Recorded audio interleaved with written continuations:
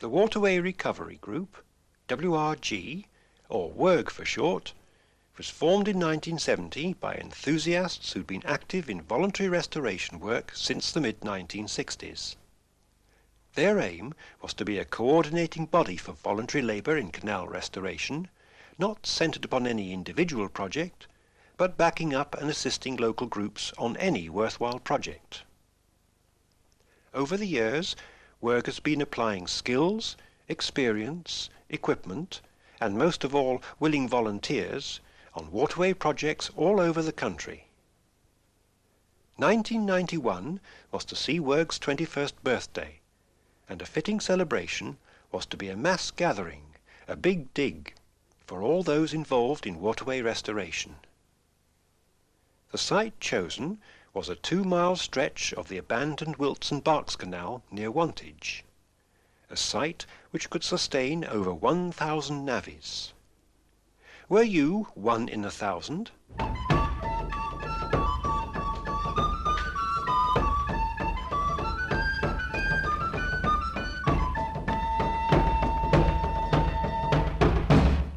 It was 14 years previously that WERG last organised a big dig. That was in 1977 at Deepcut on the Basingstoke Canal. The 1991 event would show that volunteer labour is as committed and dedicated now in the 90s as it was in the 70s, at the same time giving a great boost to the Wilton Berks Canal Amenity Group's long-term plans for the restoration of what is now the longest derelict canal in the country. Peter Scatchard, chairman of the group. Our initial objective for the Big Dig is to help create a significant stretch of waterway leading from the major population centre of the Eastern Vale, Wantage and Grove, across the rural landscape. We have high hopes that a similar facility will be created northeastwards towards Abingdon and the Thames, thus providing the basis of a restored canal knocking on the outskirts of Swindon. We hope this will lead to inexorable pressure on Thamesdown Borough Council to allocate land for a suitable route through Swindon. With similar works being undertaken to the south of Swindon, on the Wiltshire sections of the Wilton Berks, connecting to the Kennet Avon Canal, our work could be through in a flash. This will create the opportunity for 2 ring navigations, the one involving the Thames and Severn and the Wilton Berks, the other, the Wilton Berks, the Thames navigation and the Kennet Avon. The Wilton Berks Canal first opened officially in 1810. What price a reopening in 2010? The western end of the section chosen for the Big Dig is at the site of New Road Bridge. For many years this has been culverted, as are all the bridge crossings. A few weeks previously, in preparation for the Big Dig, the local working party was removing the larger tree trunks growing in or near the canal bed. Reel in, Dave. Reel in, because you'll have to go a bit further down the cut for this one. All right.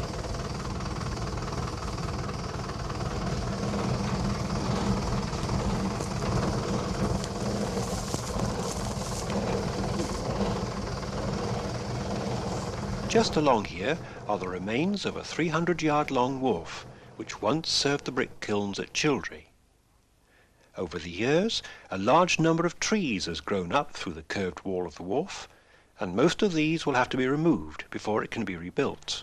Somewhere along here the towpath goes off to the left.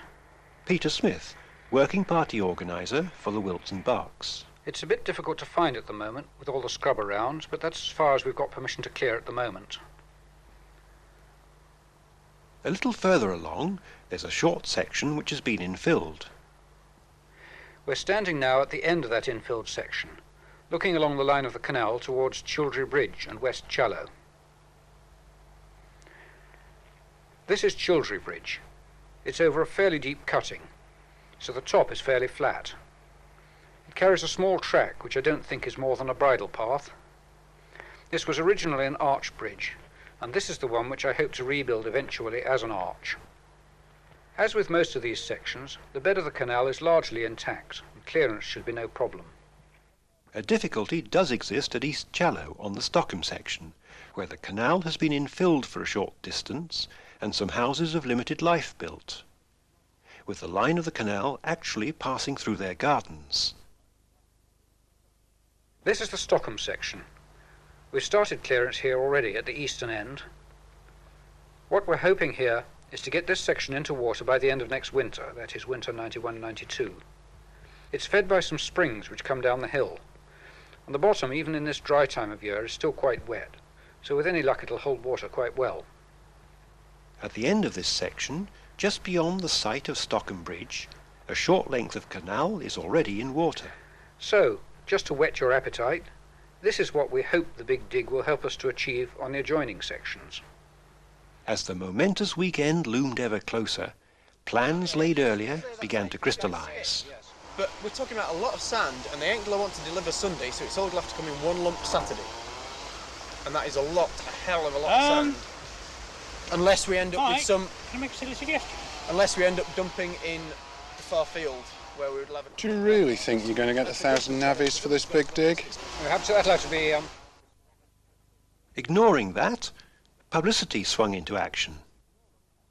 3 local schools would accommodate the crowds of volunteers, with the headquarters at King Alfred School West, on the outskirts of Wantage.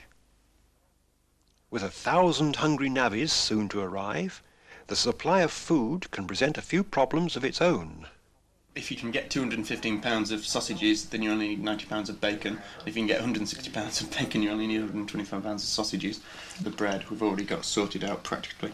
If you can try and concentrate on the fresh stuff... Did you want me to try the milk? If you could try the milk, when you can have this copy of this yes, document. Yes, because then I've got the quantities. I think that must be a mistake. 100 pints of soup isn't going to go very far during lunchtime. Either there's a zero missing out, that must mean 1,000, because that would be right for 2 days, wouldn't Absolutely, it? Absolutely, yeah. And he's way down in his tea bags as well, which is a bit sad. I mean, 2,300 tea bags isn't going to go very far at all. It makes about 1 cup a day, which is certainly not up to the average navvy. I'm going to... 1 ton of milk, 1,700 pints. This is doing me the power of good. 30 boxes of cornflakes. 6 in a case, and you've got how many cases in total? I've got 4 cases. 350 pounds of potatoes. 2,000 packets of crisps. It's lunch. 300 chickens. 30 pounds of marmalade. This should bring tears to your eyes. It needs to be divided into 3.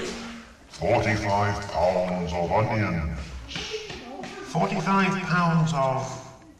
45 pounds of... Have we got enough?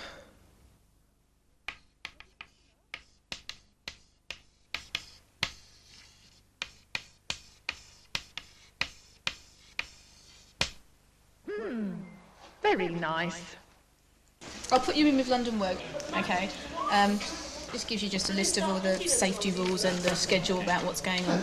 Did you come by car? Yes, I did. And if you parked it in the fields, brilliant.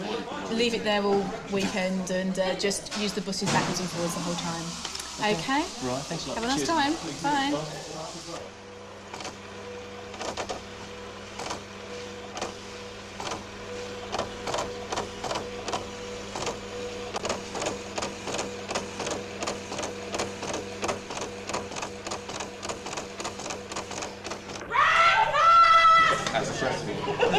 Oh no! Your eggs are collapsing. Someone's pinched me winkles! Me winkles have been pinched, doobie-doobie, me winkles have been pinched. I want some barbecue chicken and fried potatoes, string beans and carrots and stewed tomatoes. Some rotters pinched me winkles off me plate. Really let you know what's happening. The intention is to get you all on site by 9 o'clock. All of the site is a hard hat site. You must wear hard hats. Right, clerks who works where, you can take your pick really. Those of you want to go. But first...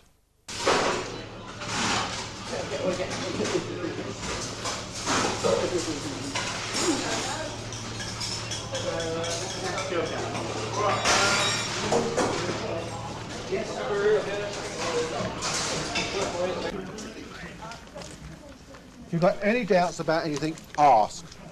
We don't want accidents. Eurodawn's not more important than clearing this canal. Thing is, have a good time. That's also important. If we can get onto that double-decker bus as quickly as possible, and we can get down to site. Thank you very much. We taking Jill?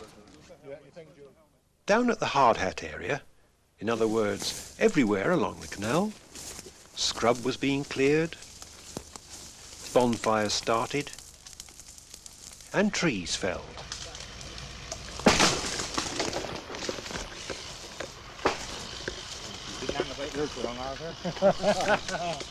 Soon the site of New Road Bridge began to emerge from the rapidly diminishing jungle with typical work speed. Save something for tomorrow. You look after Hull. Well done. You're going to do a good job here. Looks bloody marvellous. From a distance, the line of the canal could now be seen, with 2.5 miles of smoke rising from no less than 117 bonfires, announcing work's presence in Oxfordshire.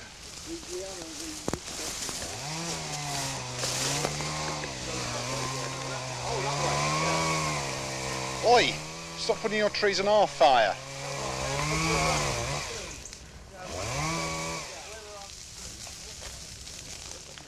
And you said it wasn't a light. Well, it is now.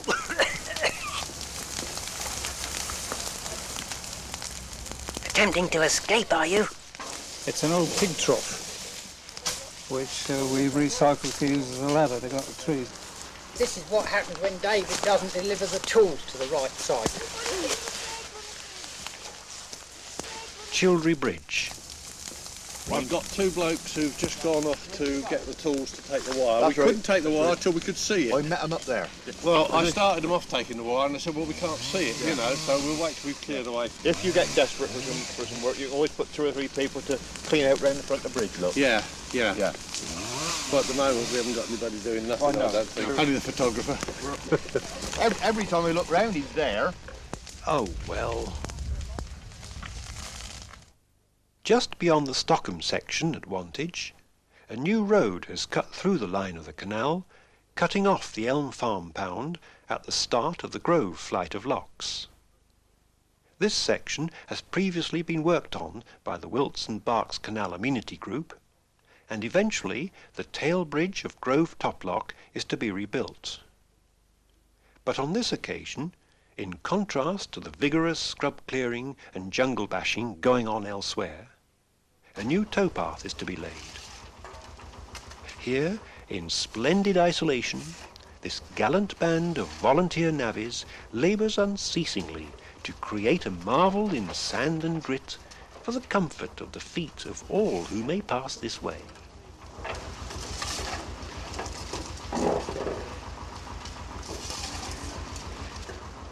Pleased with the result of their labours so far, the intrepid workers gaze peacefully on the quietly subsiding pathway. Meanwhile, food, and yet more food, needs to be prepared for the ever-hungry hordes. WRVS County Emergency Services Organiser, Pat Martin.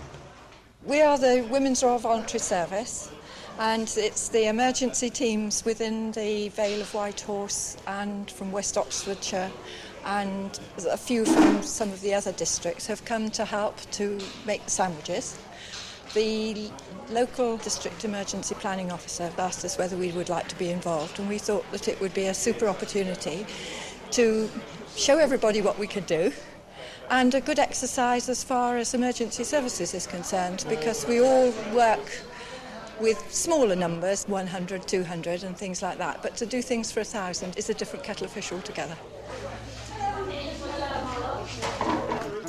Back on site, the packed lunches, which the WRVS had taken the morning to prepare, started to disappear.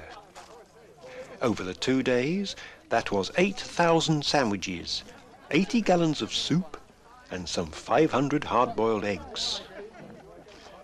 But some preferred to maintain an alternative image.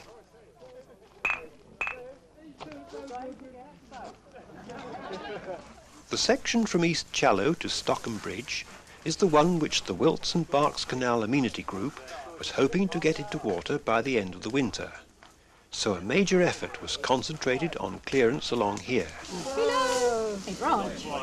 Did she climb up the broken branch? No. Oh, that's all right then. I was thinking if she knocked that down, then it would be very good. She would be stuck.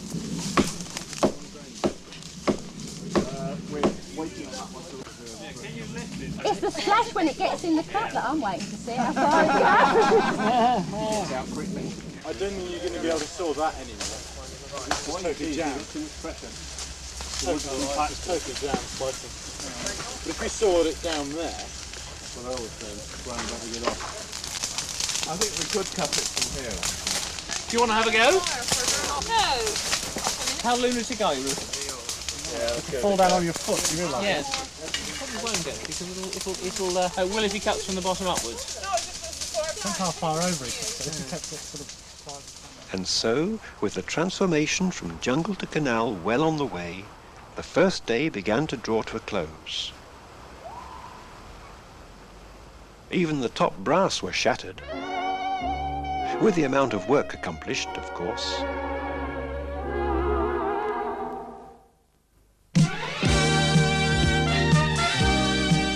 Saturday evening and the 21st birthday celebrations at the Wantage Recreation Centre, where it was lighting up time for the huge birthday cake. And to honour the event, the Micron Theatre Company, in a special performance of their environmentally friendly musical show, Free for All.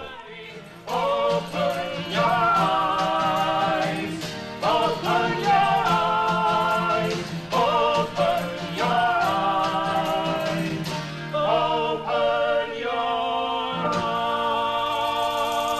eyes. Hey! What are you doing with that? How many times do we have to tell you this is an SSSI? Hey, can we get rid of that willow? We can't start work on the tunnel till we've got proper access. Waterway recovery, are you? Yeah.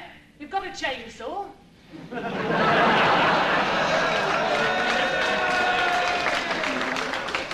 all right. Have you seen the work we've done on the lock?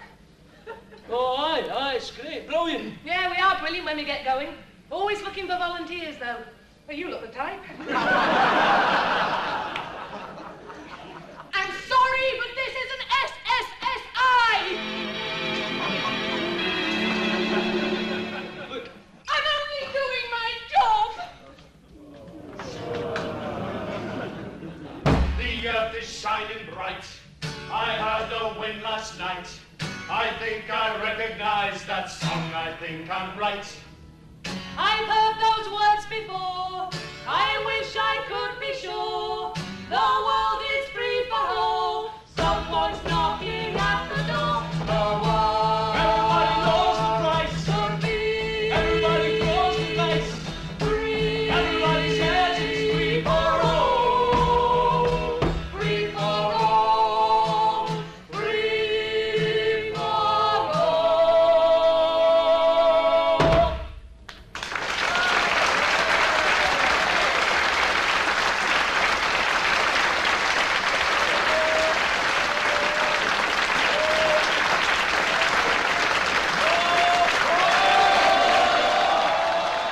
The artistic director of the Micron Theatre Company, Mike Lucas. Of course, as you know, this is 21 years since work started, and when Chris Davey rang us up and said we would love you to come down to the 21st party and the Big Dig, we'd already got a booking on our South Pennine tour, and we said we weren't going to be able to come. Fortunately, we were able to change it, and I'm very, very glad that we were, because I wouldn't have missed this for the world. I think, looking back, the person who I think would I missed being here tonight, which would have been, of course, Graham Palmer.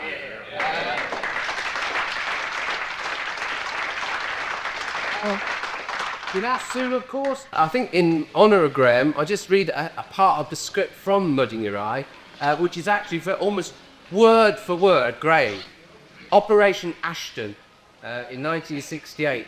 Well, that was really the start of everything, and in the show, Graham came on, he said this: the really important thing about the Ashton Canal is it forms a link, part of the Cheshire Ring. Hence, Operation Ashton is to clear out the grottiest prime nasty thing. When I arrived at the site on the Saturday morning, I was static. I wonder what the hell we'd started. The whole thing got more like a scene of devastation and reconstruction. There were hundreds of ant-like people scurrying about, and dumpers and JCBs looming over everything, fussing like mad. At that moment, I thought the whole thing had got out of control. But as I got closer, I could see things were under control. More so than the average working party. There were fires burning everywhere. Great big black, filthy, smouldering, glaring fires. The pile of rubbish grew to an immense size very quickly. As fast as it was shifted, new stuff arrived. I've never seen so much rubbish in all my life. It was all your usual canal dross, car bodies, parking meters, one-armed bandits, safes, you name it, we found it. One of the first things to emerge out of the mire was a large, unexploded shell. I must admit, I thought, oh my God, this is it. Stop the whole thing. No one seemed over worried. Someone found a policeman.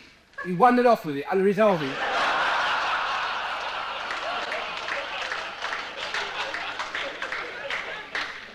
On the Saturday afternoon, work literally had to be stopped. The only time we came near the mutiny was when we asked them to stop. Somehow we had to get rid of the rubbish. It took 3 days, and we filled up the tipping area for the next 3 years. We managed to clear 2,000 tonnes of SH1 at the canal in 1 weekend. Operation Ashton was memorable for the weather, or lack of it. The spirit of the volunteers slogging away in the pouring rain, not really knowing why, just knowing how to do it. It was the most emotive thing I've ever known. It was almost as if we were daring the authorities to stop us. You should have been there.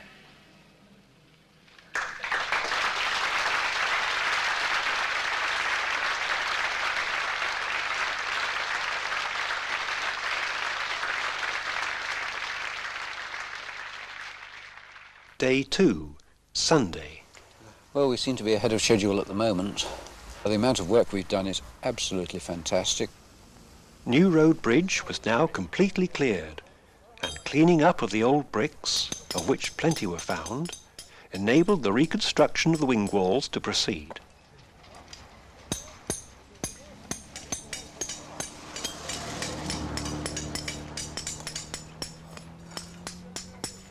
Further on, there was great activity at Childry Wharf.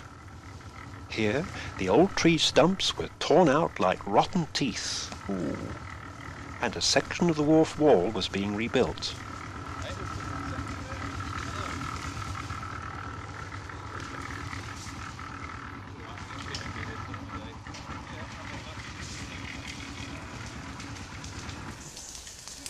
The bridge crossing at West Challow was now clear, except for one last tree, a case for some serious discussion. It's got to go that way, it can't come this way, can it? What I'm saying is, if we throw a line over that... all the way. Just a minute, I'll shin out at the top. It will swing that way, won't it? What I'm saying is, if we throw a line over there, we can loop it, drag it through. So it can't swing this way, it'll only swing that way. Yeah. Well, if it swings, it's going to fall on that branch anyway. We'll only do like we did there. Yeah. Rearrange it. Come on, let's have it down. Come on, have it Joe. down. I want to go up the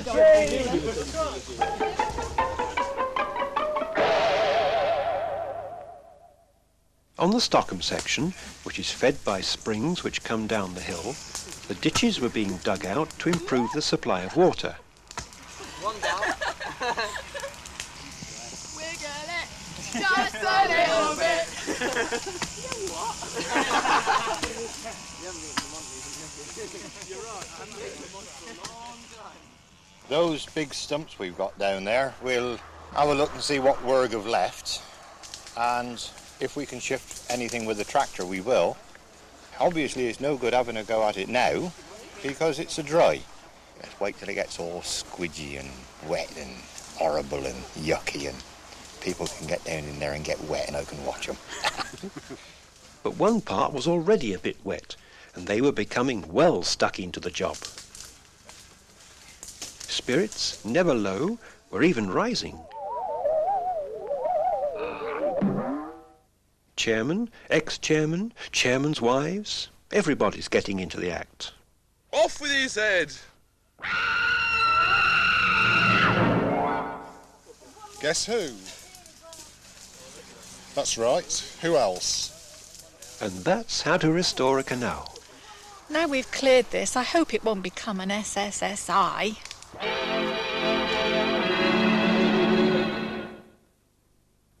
The medium-term project for the Wilton Berks Canal Amenity Group for this, the longest derelict canal in the country, is the restoration of the 7 Mile Pound. This is a level stretch extending from the eastern end of the Big Dig site westwards for 7 miles, and which has only minor roads crossing it. And now the Big Dig has got this project off to a good start. Throughout the weekend, Chilry Village Hall became the information centre, with Val Scatchard, the local Big Dig organiser for the Wilton Berks. An awful lot of preparation work's gone into the Big Dig, both locally on the ground and by WERG, to liaise with all of the people that we've needed to liaise with for an operation of this size. For instance, the Red Cross, the schools who've been very good regarding accommodation, the WRVS. We've had an awful lot of help from the emergency planning officer from the Vale of the White Horse District Council. So it's been a major undertaking. The day's come, and I have to say that it is absolutely fantastic. I can't tell you how impressed everybody is with, I think, all the organisation that's gone into it, and particularly with WERG. I don't think I've heard any bad comments at all. I've heard compliments left, right and centre from local people, from the press. Everybody's been impressed, plus. It's been fantastic. Chris Davey, Big Dig organiser. Overall, I think I can say that I'm reasonably happy with how it's all gone. I think at the birthday party everyone had a tremendously good time. I hope they all did. This weekend I think we've managed to prove categorically that there is a tremendous commitment to canal restoration in the 1990s, and that the enthusiasm of the 1960s and 1970s has not been lost. I think everyone has been staggered by the enthusiasm of the volunteers on this site. I don't think they anticipated that people would get stuck in and get the sections clear as fast as they have and as well as they have. Co-organiser with Chris Davey, Mike Palmer. The job's done. It's been wonderful. Everybody has just worked so hard. It's just been brilliant. And the work's been done in a safe, controlled, sensible manner. I'm very, very pleased with it. And I'm looking at a completely finished canal. It's brilliant. The impact on the ground is very dramatic, and that's had a very favourable impact on particularly landowners, which is one of the problems on the Wilton Berks Canal, and getting cooperation from landowners. One, for instance, who said no, we couldn't work on his land, has actually capitulated and said yes, you can work on our land. So things like that locally, it's very important. Even more important is profile raising in terms of public perception of what we're doing. And I think the Big Dig has done that. It's raised our profile within the local community and the local councils. The Mayor of Thamesdown Borough Council, Swindon, visited the information centre during the weekend and was shown round the sites. Tony Baldry, Under Secretary at the Department of the Environment and Minister responsible for waterways, spent the whole weekend on site, working with us as one of the navvies. A 2-page spread about the Big Dig appeared later in Waterways World. The organisation of the Big Dig by Mike Palmer and Chris Davey was so successful that Alan Jervis, chairman of WERG, didn't need to do anything except to go on site and enjoy himself working as an ordinary navvy. Just stopping long enough to say, we thought that the only way that WRG really could celebrate its 21st birthday was to have a Big Dig, and it took us some time to find a suitable site, but we think that this one has been very suitable. We've thoroughly enjoyed being here, and we certainly have made the impression that we intended.